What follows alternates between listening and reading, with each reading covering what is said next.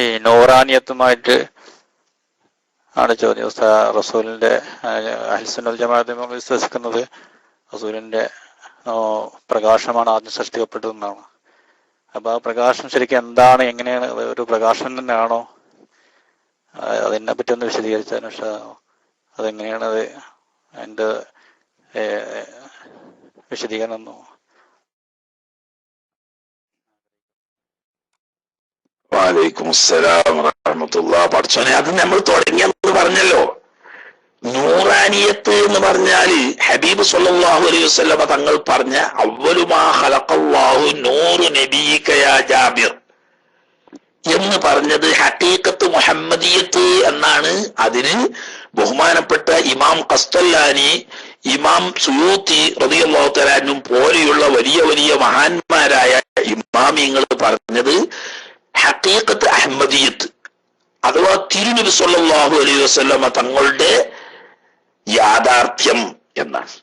അത് എങ്ങനെയെന്നോ എന്ത് എന്നോ ഈ ലോകത്ത് പൂർണ്ണമായി മനസ്സിലാക്കാൻ ആർക്കും സാധ്യമല്ല എന്ന് ബഹുമാനപ്പെട്ട മുല്ലവി ഇബ്രാഹിം മുല്ലവി ശൈഖ് റളിയല്ലാഹു തആല അൻഹു ഹാഷിയയിൽ പറഞ്ഞിട്ടുണ്ട്.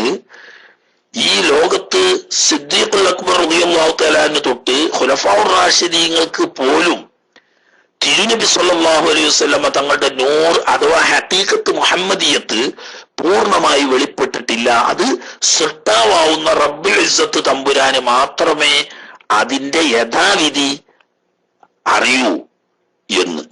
മറിച്ച് ബഹുമാനപ്പെട്ട ഉവൈസുൽ ഖർനി റളിയല്ലാഹു തആല അൻഹു പറഞ്ഞ പ്രസിദ്ധമായ സംഭവമുണ്ട്. ഹബീബ് സല്ലല്ലാഹു അലൈഹി വസല്ലമ തങ്ങളുടെ വില്ല് മാത്രമാണ് നമുക്ക് മനസ്സിലായിട്ടുള്ളൂ, അതിന്റെ ഹഖീഖത്ത് അള്ളാഹു തമ്പുരാന് മാത്രമേ പൂർണ്ണമായി അറിയൂ എന്ന് പറഞ്ഞു. അപ്പൊ ഹഖീഖത്ത് മുഹമ്മദിയത്ത് എന്നതാണ് ഈ നൂറ് കൊണ്ട് ഉദ്ദേശിക്കുന്നത്.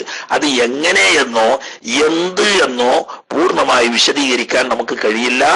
അള്ളാഹു തആല അവന്റെ മുഴുവൻ സൃഷ്ടികളുടെയും കാരണമായി അവ്വലുൽ വജൂദായി പടച്ച ഹഖീഖത്ത് മുഹമ്മദിയത്ത് ആണ് ഈ നൂറ് കൊണ്ട് ഉദ്ദേശിക്കുന്നത്. അതങ്ങനെ വിശ്വസിക്കാനല്ലാതെ അത് വിശദീകരിക്കാനോ പൂർണ്ണമായി മനസ്സിലാക്കാനോ പടപ്പുകളായ നമ്മളൊക്കെ അശക്തരാണ് എന്നാണ് മഹാന്മാരായ ഉലമാക്കൾ പഠിപ്പിച്ചത്. സക്കി ഉസ്താദ് ആ നൂറിനെ പറ്റി എഴുതിയിട്ട് ഇവിടെ ബുർദന്റെ ശറഹായിട്ട് ബഹുമാനപ്പെട്ട ഇബ്നു ഹജർ അൽ-ഹൈതമി റളിയല്ലാഹു തആല അൻഹു കാന മഖ്ലൂഖൻ ഖബല ആദമ സ്വല്ലല്ലാഹു അലൈഹി വസല്ലം. قال الإمام ابن حجر الهيثمي رحمه الله في شرحه على البردة إن نوره صلى الله عليه وسلم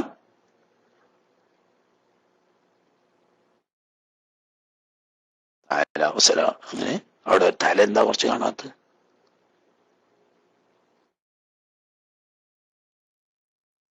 صلوات الله تعالى وسلامه عليه بل قبل سائر المخلوقات من السماوات وما فيها والأرض وما عليها عبر عن ذلك كما دلت عليه الأخبار الصحيحة والنصوص الصحيحة ثم انتقل إلى آدم. അതിപ്പോ നമ്മൾ പറഞ്ഞു പോയി. അതായത് നൂറ് എന്താണ് എന്ന് വിശദീകരിക്കാൻ കഴിയില്ല എന്നാ പറഞ്ഞു. അള്ളാഹു തആല പടച്ച പടപ്പുകളിൽ അവ്വലു മാ ഖലഖല്ലാഹു നൂറു നബിയിക യാ ജാബിർ എന്ന് തുടങ്ങുന്ന പ്രസിദ്ധമായ ജാബിർ റളിയല്ലാഹു തആല ഉദ്ധരിക്കുന്ന ഹദീസ്, അള്ളാഹു തആല ആദ്യം പടച്ച പടപ്പ് ആ നൂറാണ്. അതിന് ഹഖീഖത്ത് മുഹമ്മദിയത്ത് എന്നാണ് പണ്ഡിതന്മാർ പറഞ്ഞത്.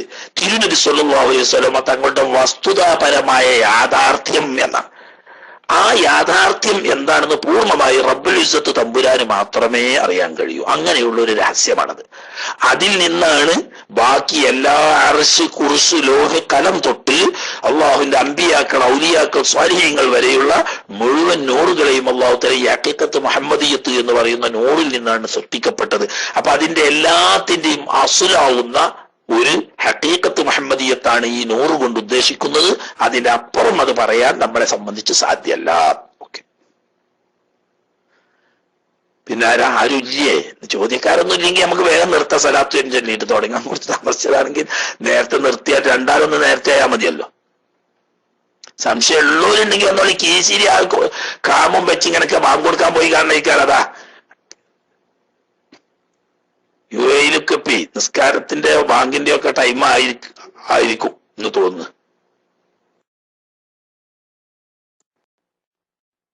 വസ്തു കേൾക്കുന്ന സുഹൃത്തെ, ഒരക്ഷരം പോലും കേട്ടിട്ടില്ല. നിങ്ങളുടെ മൈക്ക് ചെക്ക് ചെയ്താൽ എന്താണ് നിങ്ങൾ പറഞ്ഞത് എന്നുള്ളത് അള്ളാഹു സുബ്ഹാനഹു വ തആലക്കല്ല, അതൊന്നും അറിയില്ല. ഒരു ശബ്ദത്തിന്റെ ഒരു ചലനം പോലും ഇവിടെ കേട്ടിട്ടില്ല. കുറച്ചൊക്കെ ഉണ്ടെങ്കിൽ ഇവിടെ കേൾക്കും. കാരണം ഞാനിവിടെ ഈ സ്പീക്കറൊക്കെ വെച്ച് നല്ല ഉറക്ക ശബ്ദം കേൾക്കും, കുറഞ്ഞ ശബ്ദമാണെങ്കിലും. നിങ്ങളെ ശബ്ദം തീരെ കേട്ടിട്ടില്ല. UAE നിസ്കാര ടൈമാണ്, അതുകൊണ്ടാണ് ഇപ്പോ കുറെ ആളുകളുടെ ഒക്കെ ചോദ്യം താമസിക്കുന്നത്. UAE അല്ലാതെ ഉള്ള ആളുകൾ ഇപ്പൊ ചോദിക്കുക, ഒരു 10 മിനിറ്റ് കഴിയുമ്പോഴേക്ക് UAE-കാരൊക്കെ നിസ്കാരം കഴിഞ്ഞ് വരും.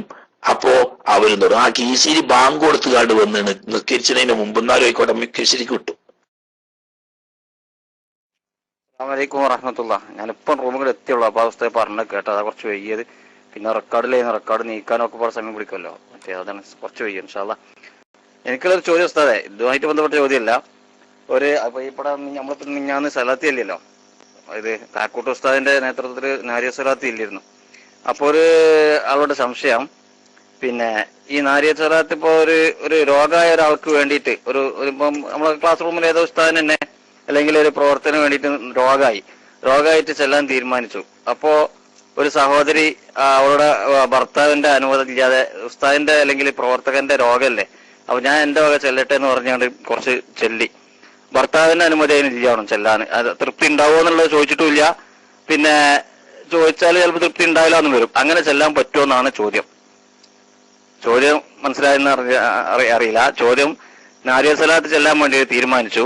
ഒരു പ്രവർത്തകനോ അല്ലെങ്കിൽ ഒരു ഉസ്താദിനോ രോഗം വന്ന് വിഷമം ചെല്ലാൻ വേണ്ടി തീരുമാനിച്ച് നേർച്ചയാക്കി.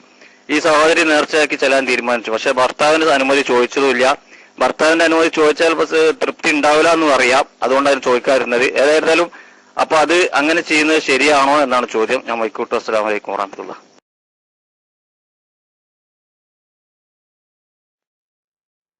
വഅലൈക്കും അസ്സലാം വറഹ്മത്തുള്ളാഹി. ഒരു വട്ടം പറഞ്ഞപ്പോ തന്നെ തിരിഞ്ഞ നീശിരി എനിക്ക്. ഞാനും കിച്ചിരിക്കാരൻ തന്നെയാണല്ലോ, അതുകൊണ്ട് വേഗം തിരി എനിക്ക്. എന്റെ ഭാഷ ബാക്കി ഇന്റെ ഭാഷയിൽ തന്നെ ചിലവർക്കൊന്നും തിരിയില്ല, എനിക്ക് വേഗം തിരിയുണ്ടല്ലോ എന്നേക്ക്. ഇപ്പോ സാധാരണ ഒരു കേസുണ്ട്. ഭർത്താവ് സ്ഥലത്തുള്ള സമയത്ത് സുന്നത്ത് നോമ്പ് നോൽക്കണമെങ്കിൽ ഭാര്യക്ക് ഭർത്താവിന്റെ സമ്മതം വേണം. സുന്നത്ത് നോൽപ്പ് നോൽക്കണമെങ്കിൽ. അല്ലെങ്കിൽ അതിന്റെ കാരണം എന്താണെന്നറിയോ? ഭർത്താവിന് ഭാര്യയിൽ നിന്നും ഹലാലായ സുഖമെടുക്കൽ രാവും പകൽ വ്യത്യാസമില്ലാതെ ഏത് സമയത്തും പറ്റും. അപ്പൊ ഒരു പെണ്ണ് ഭർത്താവിന് സമ്മതമില്ലാതെ നോമ്പ് നോറ്റാൽ അവന് ഭാര്യയിൽ നിന്നുള്ള ശാരീരികമായ എന്തോ സുഖം അനുഭവിക്കണം എന്ന് ആഗ്രഹം വന്നപ്പോ ഇവള് നോമ്പുകാരിയായതുകൊണ്ട് അതിന് സാധിക്കാതെ വന്നാൽ അവന് പ്രയാസം വരും. അതുള്ളത് കൊണ്ടാണ് ഭർത്താവിന്റെ സമ്മതം ഉണ്ടെങ്കിലേ നോമ്പ് വെക്കാൻ പാടുള്ളൂ എന്നാൽ. സ്വലാത്തിലിടേനോ ദിക്റിലിടേനോ ദ്വാരക്കണേനോ ഒന്നും ഇത് ബാധകല്ല. ഓള് സ്വലാത്തിലിടുന്ന സമയത്ത് തന്നെ മൂപ്പർക്ക് ഇപ്പൊ അങ്ങനെ ഒരു കമ്പം കയറിയാൽ ആ ആശ പൂർത്തിയാക്കണേന് സ്വലാത്ത് തടസ്സമല്ലല്ലോ. അപ്പൊ അതുകൊണ്ട് ഭർത്താവിനോട് പ്രത്യേകം സമ്മതം ചോദിക്കേണ്ടതോ സമ്മതം വാങ്ങേണ്ടതോ ആയ ആവശ്യം ഇല്ല. സ്വലാത്ത് എല്ലാനും ദിക്ർ എല്ലാനും ഒക്കെ. മനസ്സിലായില്ലേ?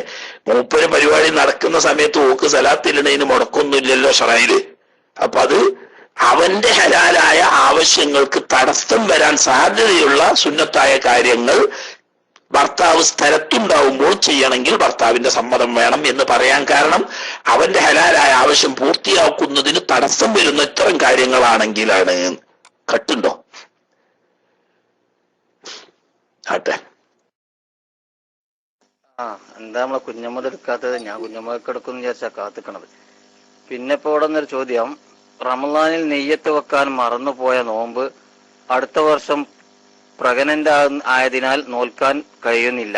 അത് നോറ്റ് വീട്ടിയാൽ മതിയോ, അല്ലെങ്കിൽ ഫിദിയ കൊടുക്കണോ? എങ്കിൽ എത്ര കൊടുക്കണം? നോമ്പ് നോറ്റിട്ടുണ്ട് കൂടെ ഫിദിയ കൊടുക്കണോ എന്നാണ് ചോദിക്കുന്നത്. അസ്സലാമു അലൈക്കും. ഞാൻ മൈക്കൂട്ട്.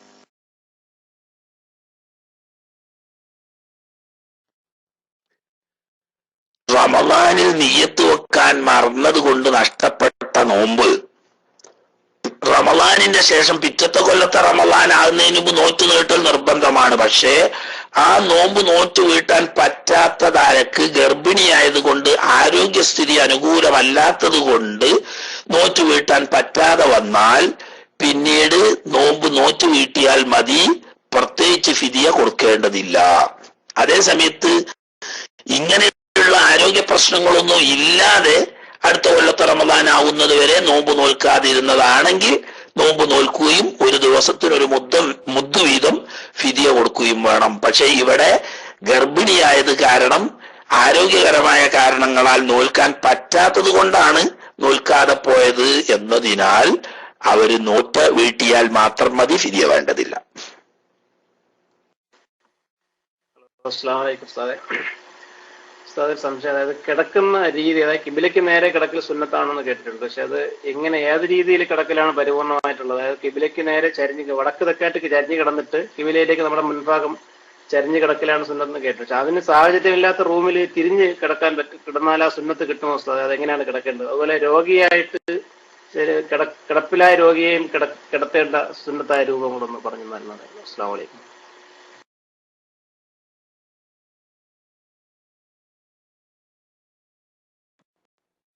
വലൈക്കും അസ്സലാം വറഹ്മത്തുള്ളാഹി. കിടക്കേണ്ട സുന്നത്തായ രീതി 3 രീതി സുന്നത്ത് വരും. അതിൽ ഏറ്റവും ഉത്തമമായ രീതി ചോദ്യത്തിൽ പറഞ്ഞതുപോലെ നമ്മുടെ നാട്ടിലൊക്കെ ആവുമ്പോ തെക്ക് വടക്കായിട്ട് കിടന്നിട്ട് ശരീരത്തിന്റെ വലതു ഭാഗം ചെരിഞ്ഞു കിടക്കുക, കിബിലയിലേക്ക് ചെരിഞ്ഞ്. അതിന് പ്രയാസമുണ്ടെങ്കിൽ ഇടതു ഭാഗം കിബിലയിലാക്കിയിട്ട് തിരിഞ്ഞു കിടക്കുക. അപ്പൊ രണ്ടും തെക്ക് വടക്കായിട്ട് തന്നെ ആയിരിക്കും. ഇതിന് രണ്ടിനും സാധ്യമല്ലാത്ത സമയത്ത് നമ്മുടെ നാട്ടിൽ കിഴക്ക് പടിഞ്ഞാറായിട്ട് കിടക്കുക, അതായത് കിഴക്കോട്ട് തലയും പടിഞ്ഞാറ് കാലുമാക്കിയിട്ട്. നമ്മുടെ നാട്ടിൽ എന്ന് അറിയാൻ കാരണം ഓരോ നാട്ടിലും കിബിലയുടെ ദിശ വ്യത്യാസം ഉണ്ടാവും, അതനുസരിച്ച്. അപ്പൊ കിബില കൊള്ളെ ഉള്ളം കാല് തലേണി വെച്ചാൽ മുഖത്തിന്റെ മുമ്പാകവും ഉള്ളം കാലും കിബിലയിലേക്ക് ആവുന്ന രീതിയിലും കിടക്കാം. ഈ 3 രീതിയും അനുവദനീയമാണ്. അതിൽ ഏറ്റവും ഉത്തമമായത് വലതുവശം ചെരിഞ്ഞു കിടക്കുക, കിബില കൊള്ളെ ശരീരത്തിന്റെ മുമ്പാകവും മുഖവും വരുന്ന നിരക്ക്. അപ്പോ വടക്കോട്ട്, നമ്മുടെ നാട്ടിലാണെങ്കിൽ വടക്കോട്ട് തലയും തെക്കോട്ട് കാലുമാക്കി വലതുവശം ചെരിഞ്ഞു കിടക്കുക, അതാണ് ഏറ്റവും ഉത്തമമായത്.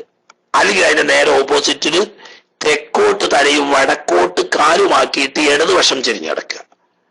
ഈ രണ്ടിനും സാധിക്കുന്നില്ലെങ്കിൽ കിഴക്കോട്ട് തലയും പടിഞ്ഞാട്ട് കാലുമായി ഉള്ളം കാലുകൊണ്ടും മുഖം കൊണ്ടും കിബിലയ്ക്ക് മുന്നിടണം. അപ്പൊ എന്ത് വേണം? തലേണി വെക്കണം. തലേണി വെച്ചാൽ മുഖത്തിന്റെ മുമ്പാകം കിട്ടും. ഈ 3 രീതിയും സുന്നത്തുള്ള രീതിയാണ്. അപ്പോ തെക്ക് വടക്കിൽ കിടക്കാൻ പറ്റാത്ത സൗകര്യക്കുറവുണ്ടെങ്കിൽ കിഴക്ക് പടിഞ്ഞാറായി കിടന്നാലും മതി. നാട്ടിലത്തെ പറ്റിയ ഈ കിഴക്ക് തെക്ക് എന്നൊക്കെ പറയുന്നത് കേട്ടോ. ഓരോ നാട്ടിലും ഈ രീതിയിൽ കിബില കൊള്ള ഉള്ളം കാലും മുഖവും കിട്ടുന്ന രീതിയിൽ കിടന്നാലും സുന്നത്ത് തന്നെ. ഈ 3 രീതിയിൽ തന്നെയാണ് രോഗികളെ കിടത്തലും സുന്നത്തുള്ളത്. ഓക്കെ.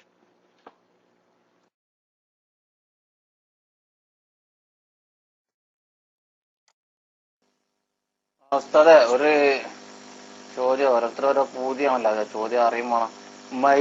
മയിലിനെ തിന്നാൻ പറ്റുമെന്നപ്പോ ചോദിച്ചത്. കാരണം നാട്ടിലൊക്കെ ഇപ്പൊ ബീഫിനൊക്കെ വില കൂടി കാരണം ഇപ്പൊ മയിലുണ്ട് കിട്ടാണെങ്കിൽ അത് തിന്നാൻ അതിനെ കുറിച്ച് അറിയണമെന്ന് പറഞ്ഞു. മയിലിനെ തിന്നാൻ പറ്റുമോ എന്നുള്ള ഒരു സംശയമാണ് ഇപ്പൊ ചോദിച്ചത്. ഞാൻ മൈക്ക് വിട്ടു.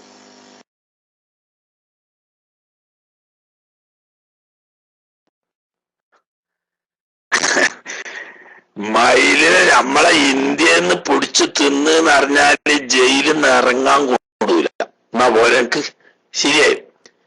നമ്മുടെ ദേശീയ പക്ഷിയാണ്, തന്നെയല്ല വംശനാശം നേരിടുന്ന പക്ഷികളുടെ കൂട്ടത്തിൽപ്പെട്ടതായതുകൊണ്ട് വലിയ സബുൽ മൂബിക്കാത്തിൽപ്പെട്ട വൻദോഷാണ്. ഇന്ത്യ ഗവൺമെന്റിന്റെ നിയമപ്രകാരം ഈ മയിലിനെ വേട്ടയാടലും അതിനെ ഉപയോഗിക്കലും അത് ഇന്ത്യൻ നിയമം. ഇസ്ലാം ശരീഅത്ത് അനുസരിച്ച് ഭക്ഷിക്കൽ ഹറാമായ ജീവികളിൽ പെട്ടതാണ് മയിൽ. അർത്താലും തന്നെ അത് ഭക്ഷ്യയോഗ്യമല്ല, അതുകൊണ്ട് അത് നജസാവുന്നു. ഒരു ആള് മയിലിനെ അർത്തു വെക്കുക, എന്നാലും അത് നജസാവുന്നു, നജസാണ്. അതുകൊണ്ട് അത് തന്നെയല്ല ഭക്ഷിക്കൽ ഹറാമായതുമാണ്. ഇന്ത്യൻ നിയമപ്രകാരം മയിലിനെ വേട്ടയാടലും പിടിക്കലും ഭക്ഷിക്കലും കൊല്ലലുമൊക്കെ വൻ ദോഷങ്ങളിൽ പെട്ടതാണ്. ആണ്ടോ അതിന് ഉസ്താദ്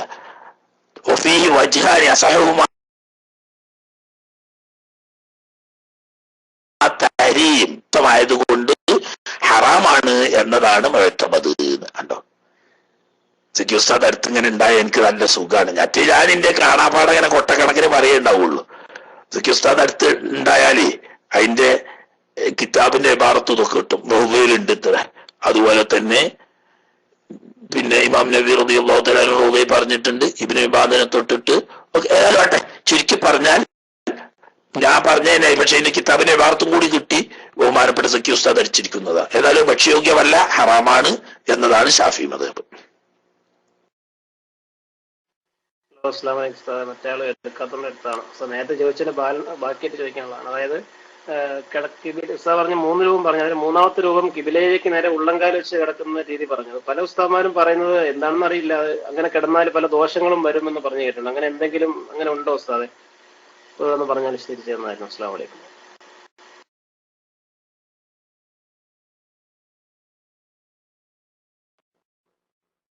വഅലൈക്കും അസ്സലാം. ഒരു ദോഷവുമില്ല. ഇസ്ലാം ശരീഅത്തിൽ സുന്നത്തായി നിർദ്ദേശിക്കപ്പെട്ട 3 രീതികളിൽപ്പെട്ട 3ാമത്തെ രീതി ആയതുകൊണ്ട് ഏതെങ്കിലും തരത്തിലുള്ള ദോഷം വരുന്ന ഒരു കാര്യം ഇസ്ലാം ശരീഅത്തിൽ സുന്നത്തായി നിർദ്ദേശിക്കപ്പെടുകയില്ല. അത് മനസ്സിലാക്കുക. ഇമാം ഗസാലി റഹ്മത്തുള്ളാഹി അലൈഹി തങ്ങൾ പ്രത്യേകമായി തന്നെ ഈ 3 രീതിയും പറ്റും എന്ന് പറഞ്ഞിട്ടുണ്ട്. തന്നെയല്ല, 3ാമത്തെ രീതി സുന്നത്തിൽപ്പെട്ടതാണ് എന്ന് പ്രത്യേകം എടുത്തു പറയുകയും ചെയ്തിട്ടുണ്ട്. അപ്പൊ ഷാഫി മദ്ഹബുകാരായ നമ്മെ സംബന്ധിച്ച് സുന്നത്തായ 3 രീതികളിൽപ്പെട്ട 3ാമത്തെ രീതിയാണ് ഉള്ളംകാൽ കിബില കൊള്ളരക്കുകയും അതോടുകൂടി തലേണി വെച്ചിട്ട് മുഖത്തിന്റെ മുമ്പാവും കൂടി കിബിലയിലേക്ക് കിട്ടുന്ന രീതിയിൽ കിടക്കൽ. മരിച്ച മയ്യത്തിനെ കിടത്തലും രോഗിയെ കിടത്തലും ഉറങ്ങാൻ കിടക്കലും ഒക്കെ ഈ രീതിയിൽ സുന്നത്തായ രീതികളിൽപ്പെട്ട 3ാമത്തെ രീതിയാണ്. അതുകൊണ്ട് യാതൊരു കുഴപ്പവും ഇല്ല. എന്നാൽ വേറൊന്നുണ്ട്, ഒരാളിങ്ങനെ ചാരി ഇരുന്നിട്ട് കിബില കൊള്ള കാലിങ്ങനെ നീട്ടിയിരിക്കുന്നത് അത് ഒരു അദബുകേടാണ്. അതെന്താന്ന് വെച്ചാൽ അതൊരു ബഹുമാനക്കുറവ് അതിൽ വരുന്നുണ്ട് എന്നാ. എന്നാൽ കിടക്കുമ്പോൾ സുന്നത്തായ രീതി, ഇസ്ലാം നിർദ്ദേശിച്ച രീതികളിൽപ്പെട്ട ഒരു രീതി വരുമ്പോൾ അവിടെ ബഹുമാനക്കുറവോ ആദരവുകേടോ ഒന്നുമില്ല. തന്നെയുമല്ല, സുന്നത്തായ രീതിയുമാണ്. അതുകൊണ്ട് ഒരു നിലക്കുള്ള കുഴപ്പവും ഉണ്ടാവുന്നതല്ല. സുന്നത്തായ ഒരു രീതിക്ക് ഒരു കുഴപ്പവും ഉണ്ടാവില്ല. ഓക്കെ. ആ സുഹൃത്ത് 2 വട്ടമായി മൈക്ക് എടുക്കുന്നത്, തീരെ ശബ്ദമില്ല. നിങ്ങളൊരു കാര്യം ചെയ്യും, മൈക്ക് ശരിയാണില്ലെങ്കിൽ നമ്മളെ കീശീരിക്കോ അതുപോലെ ഏതെങ്കിലും അഡ്മിന്മാർക്ക് PM ചെയ്തിട്ട് അവരോട് PM ചെയ്തു കൊടുത്താൽ അവര് മൈക്കെടുത്ത് ചോദിച്ചോളും. ശബ്ദം സമയം തന്നെ നമുക്കിന്ന് കുറവാണ്. ഉള്ള സമയം വെറുതെ കളയണ്ട. സൗണ്ട് തീരെ കേൾക്കുന്നില്ല. ഇനി നിങ്ങൾക്ക് അത്യാവശ്യമുള്ള ചോദ്യമാണെങ്കിൽ ആരെങ്കിലും അഡ്മിന്മാർക്ക് അത് PM അടിച്ച് ചോദിച്ചാൽ അവര് മൈക്കെടുത്ത് ചോദിച്ചോളും എന്നുണർത്തുന്നു. അല്ലെങ്കിൽ മൈക്കൊന്ന് ചെക്ക് ചെയ്തിട്ട് ശബ്ദം ഉണ്ടെന്ന് ഉറപ്പ് വരുത്തിയിട്ട് മൈക്കെടുക്കുക. അടുത്ത ആൾ എടുത്തോളി. എന്ന് പറഞ്ഞ ആള് നേരത്തെ കൈ വന്നിട്ട് മൈക്ക് എടുക്കുക, പെട്ടെന്ന് എടുക്കണം. കാരണം സമയം നഷ്ടപ്പെടാൻ, മറ്റുള്ളവർ ചോദിക്കുന്ന നഷ്ടപ്പെടുമല്ലോ. അപ്പോ ഇൻഷാ അല്ലാഹ് അദ്ദേഹത്തിന് ഞാൻ ഏതൊരു മൈക്കിൽ വന്നില്ലേ, ഞാൻ ഒരു ചോദ്യം കൂടി ഉണ്ട്, അത് ചോദിക്കാം. 2 മാസം പ്രഗ്നന്റ് ആയപ്പോൾ ബ്ലീഡിങ് വന്നു, കുട്ടി നശിച്ചുപോയി. അതിന് ശേഷം ബ്ലീഡിങ് സമയത്ത് നിസ്കരിക്കണോ എന്നാണ് ചോദ്യം. മൈക്ക് വിട്ടു.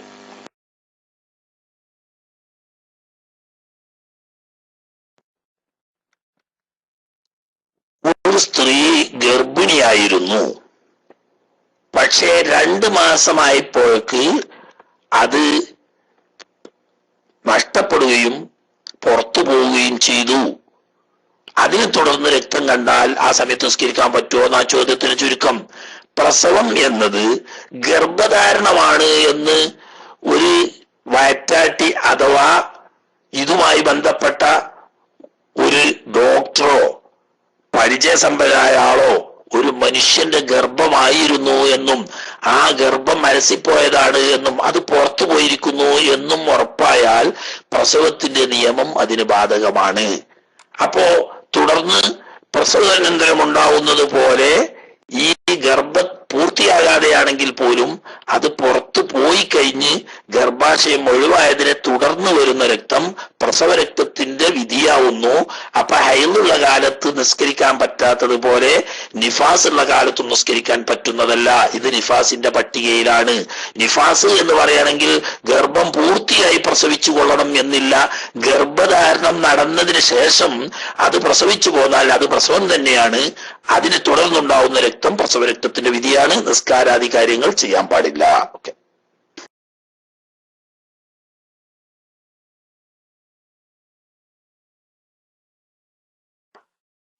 അസ്സലാമു വറഹ്മത്തുള്ളാഹി വബറകാതുഹു.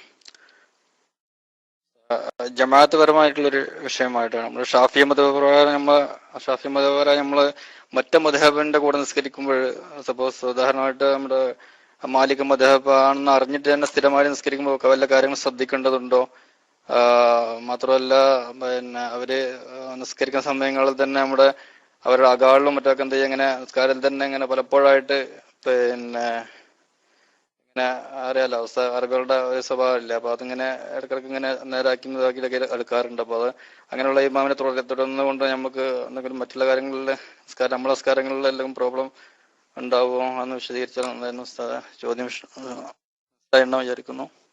അസ്സലാമു അലൈക്കും വറഹ്മത്തുള്ളാഹി.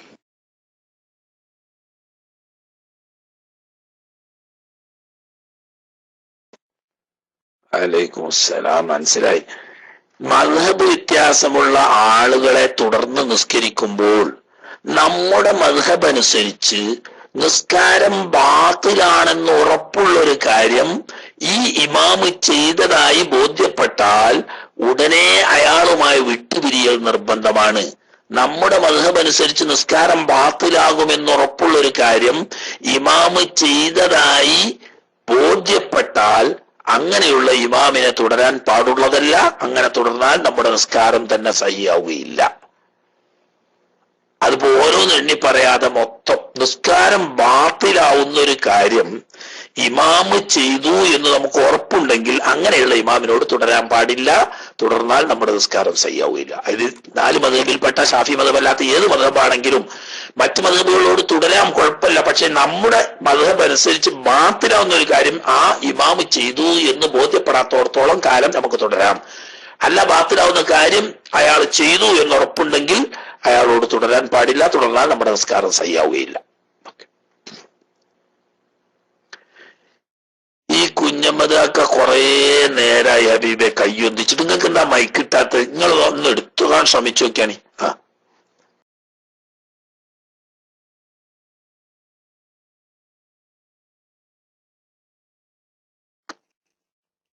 അസ്സലാമു അലൈക്കും വറഹ്മത്തുള്ളാഹി വബറകാതുഹു.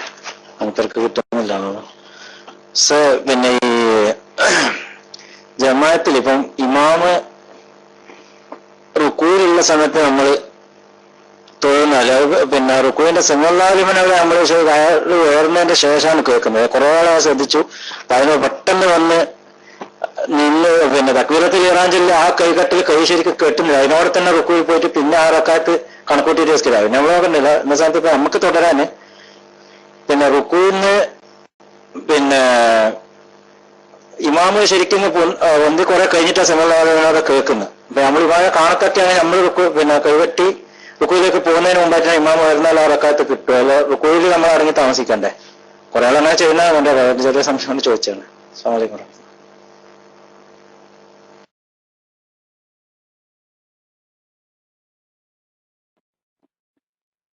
ആളുകൾ ചെയ്യുന്നത് ചിലപ്പം വിവരമില്ലാത്തത് കൊണ്ടായിരിക്കാം. അവരോട് സ്വകാര്യമായി വിളിച്ച് നല്ല നിലക്ക് ഉപദേശിച്ചാൽ അവർ തിരുത്തും എന്നാണ് നമ്മൾ മനസ്സിലാക്കേണ്ടത്. പരസ്യമായിട്ട് പറഞ്ഞാൽ അവർക്ക് പൊറുതിയേടുണ്ടാവും. അങ്ങനെ പറയണ്ട. സ്വകാര്യമായിട്ട് വിളിച്ചിട്ട് ഉണർത്തുക. അതായത് നൃത്തത്തിൽ അല്ലാഹു അക്ബർ എന്ന് പൂർണ്ണമായി തക്ബീറത്തുൽ ഇഹ്റാം ചൊല്ലിയതിന് ശേഷം റുക്കൂയിലേക്ക് തക്ബീറോടുകൂടി കുനിഞ്ഞ് ചുരുങ്ങിയ ഒരു സുബ്ഹാനല്ലാഹ് എന്ന് പറയുന്ന സമയമെങ്കിലും ഇമാമ് റുക്കൂയിൽ നിന്ന് ഉയരുന്നതിന് മുമ്പ് ഇമാമിനോട് കൂടെ റുക്കൂയ് കിട്ടണം. കേട്ടോ കേട്ടില്ല എന്നല്ല, ഇവിടെ അധിക ഇമാമിയങ്ങളും ഈ സ്പീക്കറിന്റെ തൊള്ളയിൽ വന്നിട്ട് ചൊല്ലാൻ വേണ്ടിയിട്ട് മുണ്ടാതെ റുക്കൂയിൽ നിന്ന് പൊന്തും. എന്നിട്ട് സ്പീക്കറിന്റെ വായിൽ കൊണ്ടുവന്നിട്ട് സമയം അല്ലാഹു ലിമൻ ഹമിദഹു എന്ന് പറയും. അത് കേട്ടതിന്റെ ശേഷമല്ല, മറിച്ച് ചുരുങ്ങിയ റുക്കൂ എന്ന് പറഞ്ഞാൽ നമ്മൾ പണ്ട് പഠിച്ച് ഒന്ന് ഓർക്കുക. ഒരു മിതമായ വലിപ്പമുള്ള മിതമായ കൈയുള്ള ഒരു മനുഷ്യൻ ഉള്ളം കൈ മുട്ടിൻകാലിൽ എത്തുന്ന കതിർ കുനിയുമ്പോൾ റുക്കുവായി. അതിൽ നിന്ന് ആ കതിർ വിടുന്നതിന് മുമ്പ് ഇമാമ് ഉള്ളം കൈ മുട്ടിൻകാലിൽ വെച്ച് മുതുകും പെരടിയും സമമാക്കി സുന്നത്തായ രീതിയിലായിരിക്കും റുക്കൂ ചെയ്യുക. അവിടുന്ന് ഉയരാൻ തുടങ്ങിയിട്ട് ഉള്ളം കൈ മുട്ടിൻകാലിൽ എത്തുന്ന കതിർ വിടുന്നതിന്റെ മുമ്പ് നൃത്തത്തിൽ പൂർണ്ണമായി തക്ബീർ ഉച്ചരിച്ചതിന് ശേഷം തക്ബീറോടുകൂടി റുക്കൂയിൽ വന്ന ഈ മൗമൂമിന് ഒരു സുബ്ഹാനല്ലാഹ് എന്ന് പറയുന്ന ഒരു ഖദർ സമയം റുക്കൂയിൽ കിട്ടിയെങ്കിലേ റക്അത്ത് കിട്ടുള്ളൂ, അല്ലെങ്കിൽ ആ റക്അത്ത് കിട്ടുന്നതല്ല. ഓക്കെ,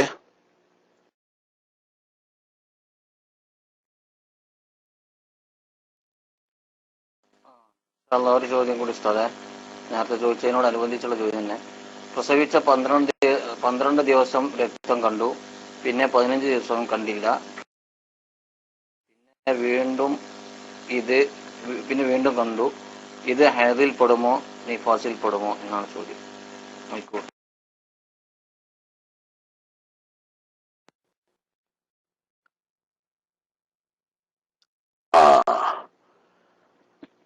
ആദ്യം കണ്ടത് പ്രസവിച്ച് ഒരു പ്രസവരക്തത്തിന്റെയും ഹൈൽ രക്തത്തിന്റെയും ഇടയിൽ ഇത്ര ശുദ്ധികാലം വേണം എന്നില്ല. പക്ഷേ പ്രസവരക്തം പൂർണ്ണമായതിന് ശേഷമാണ് അപ്പറഞ്ഞ കണക്ക്. അപ്പൊ 15 ദിവസം ശുദ്ധി കണ്ടിട്ട് പിന്നീട് കാണുന്നത് ഹൈലായിട്ട് കണക്കെടുക്കാവുന്നതാണ്. ഹൈലിന്റെ നിബന്ധന ഒത്താൽ, അതായത് 24 മണിക്കൂറിൽ കുറയാതിരിക്കുകയും 15 ദിവസത്തേക്കാൾ കൂടാതിരിക്കുകയും ചെയ്തുകൊണ്ട് 15 ദിവസത്തെ ഇടവേളയ്ക്ക് ശേഷം രണ്ടാമത് കണ്ട രക്തം ഹൈലാണെന്ന് വെക്കാം. പക്ഷെ ഇനി ഷർത്തുണ്ട്, 24 മണിക്കൂറിൽ കുറയാതിരിക്കണം, 15 ദിവസത്തിൽ കൂടാതിരിക്കണം. രണ്ടാമത് ഈ 15 ദിവസത്തെ ശുദ്ധി ഇടവേളന്റെ ശേഷം കാണുന്നത്. അങ്ങനെ വന്നാൽ രണ്ടാമത് കണ്ടത് ഹൈലാണെന്ന് വെക്കാം.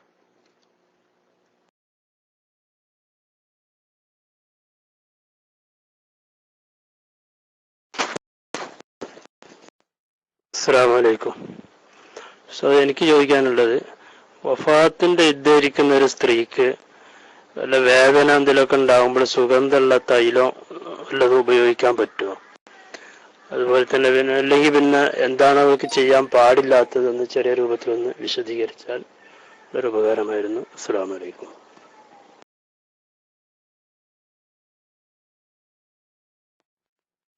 വഫാത്തിന്റെ ഇദ്ധയിരിക്കുന്ന ഒരു സ്ത്രീ സാധാരണഗതിയിൽ സുഗന്ധം ഉപയോഗിക്കുന്നത് ഹറാമാണ്. അതുപോലെ തന്നെ സൗന്ദര്യത്തിനു വേണ്ടി ഉപയോഗിക്കുന്ന വസ്ത്രങ്ങൾ ഉപയോഗിക്കലും ഹറാമാണ്. ആഭരണങ്ങൾ, പ്രത്യക്ഷമായ ആഭരണങ്ങൾ ധരിക്കലും ഹറാമാണ്. എന്നാൽ രോഗം കാരണം ചികിത്സാർത്ഥം പറഞ്ഞേക്ക് സുഗന്ധമില്ലാത്ത മരുന്നുകൾ കിട്ടുമെങ്കിൽ അതാണ് ഉപയോഗിക്കേണ്ടത്.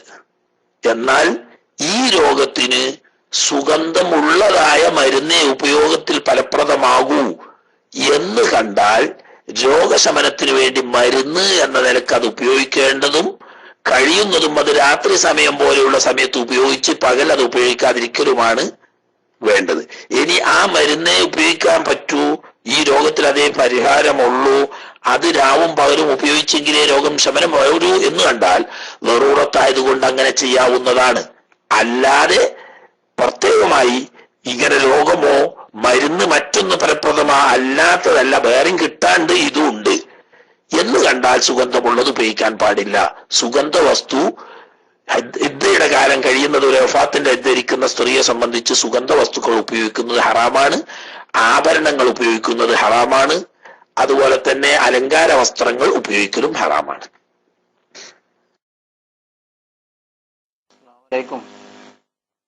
പോയി ചെയ്തോ ഇൻഷാല്ലാ. ഒരു ചോദ്യം കൂടെ വന്ന് പിന്നെ വെള്ളിക്കൊണ്ട് കാലിന്റെ രൂപം നേർച്ചയാക്കുന്നതിനെ പറ്റി അതിന്റെ വിധി എന്താണ്? കാലും കൈയും കണ്ണും മൂക്കൊക്കെ ഉണ്ടാക്കിയിട്ട് നേർച്ച ചെയ്യാറുണ്ട്. അങ്ങനെ വെള്ളി കൊണ്ട് ഉണ്ടാക്കി കൊടുത്താൽ അതിന്റെ വിധി എന്താണെന്നാ ചോദിച്ചത്. ഞാൻ മൈക്കോട്ടെ.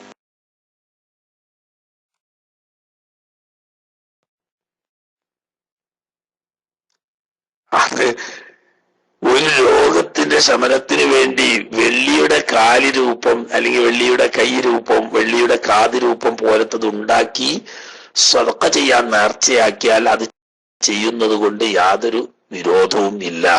അത് കാലായിട്ട് ഉപയോഗിക്കാനോ അതല്ലെങ്കിൽ കൈയായിട്ട് ഉപയോഗിക്കാനോ കാതായിട്ട് ഉപയോഗിക്കാനോ അല്ല. അത് സദക്ക ചെയ്യാൻ വേണ്ടിയിട്ട് ചില ആളുകൾ കാലിന് രോഗം വരുമ്പോൾ കാലിന്റെ രൂപത്തിൽ വെള്ളി കൊണ്ട് നിർമ്മിച്ച് അത് സദക്ക ചെയ്യാൻ നേർച്ചയാക്കുന്നു. അത് വാങ്ങിയ ആള് കാലായിട്ട് ഉപയോഗിക്കുന്നില്ല. ഉപയോഗിക്കാനാണെങ്കിൽ അത് ഹറാമാണ്. അതേ സമയത്ത് സദക്ക ചെയ്യുകയും അത് മറ്റാവശ്യങ്ങൾക്ക് ഉപയോഗിക്കുകയും ചെയ്യുന്നത് കൊണ്ട് കുഴപ്പമൊന്നുമില്ല. ഇനി സമയം പങ്കുകൊടുക്കാനാണ്. ഈ കുഞ്ഞമ്മദ് എന്ന് പറയുന്ന ആള് കുറെ നേരമായി ശ്രമിക്കുന്നു. അവസാനത്തെ ഒരു ശ്രമം എന്നുള്ള ആൾക്ക് ഒന്നുകൂടി ശ്രമിച്ചു നോക്കട്ടെ. ഇനി നമുക്ക് ദുആ ചെയ്യാം.